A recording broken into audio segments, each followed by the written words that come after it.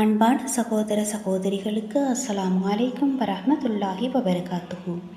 இப்போது நாம் ரமலான் மாதத்தின் மிகவும் முக்கியமான காலமான கடைசி 10 நாட்களில் பயணித்து கொண்டிருக்கின்றோம். இந்த நாட்கள் ஒரு முஸ்லீமின் வாழ்க்கையில் மிகப்பெரிய ஆன்மீக வாய்ப்பாகும். ஏனெனில் இந்த நாட்கள் அல்லாஹுவின் அருள், மன்னிப்பு மற்றும் கருணை அதிகமாக கிடைக்கின்றது. இந்த நாட்களில் முக்கியத்துவத்தை நபிகள் நாயகம் ஸல்லல்லாஹு அலைஹி வஸல்லம் அவர்கள் ஒரு ஹதீஸில் மிகவும் அழகாக எடுத்து கூறுகின்றார்கள்.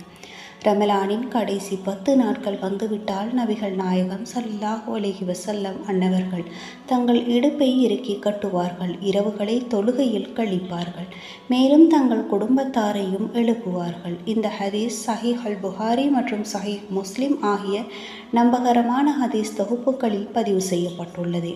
இந்த ஹதீஸ் நமக்கு ஒரு முக்கியமான செய்தியை கூறுகின்றது. ரமலானின் ஆரம்ப நாட்களில் நாம் சில நேரங்களில் சோர்வாக இருக்கலாம். ஆனால் கடைசி 10 நாட்கள் வந்துவிட்டால் நாம் இன்னும் அதிகம் முயற்சி செய்ய வேண்டும்.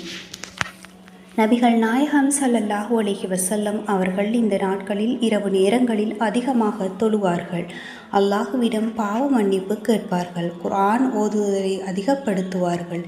இதன் மூலம் அவர்கள் நமக்கு ஒரு அழகான முன்மாதிரியை காட்டியுள்ளார்கள். இன்று நாம் சிந்திக்க வேண்டியது, இந்த கடைசி நாட்களை நாம் எவ்வாறு பயன்படுத்தப் போகின்றோம்? இந்த நாட்களில் ஒரு இரவு லைலத்துல் கத்ர் என்ற 1000 மாதங்களை விட சிறந்த இரவு இருக்கின்றது.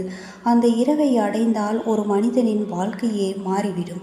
ஆகவே இந்த மீதமுள்ள நாட்களில் நாம் தொழுகைகளை அதிகப்படுத்த வேண்டும், குர்ஆன் ஓதுதலை அதிகரிக்க வேண்டும், துஆ கேட்க வேண்டும், அல்லாஹுவிடம் பாவ மன்னிப்பு கேட்க வேண்டும். இந்த ரமலான் முடிந்த பிறகு நமது வாழ்க்கை மாற வேண்டும்.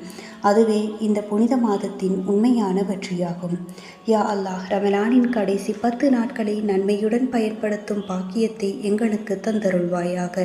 லைலத்துல் கத்ரை அடையும் வாய்ப்பை எங்களுக்கு தந்தருள்வாயாக. எங்கள் பாவங்களை மன்னித்து எங்களை உன்னிடம் நெருக்கமாக்குவாயாக. ஆமீன் ஆமீன் யா ரப்பல் ஆலமீன்.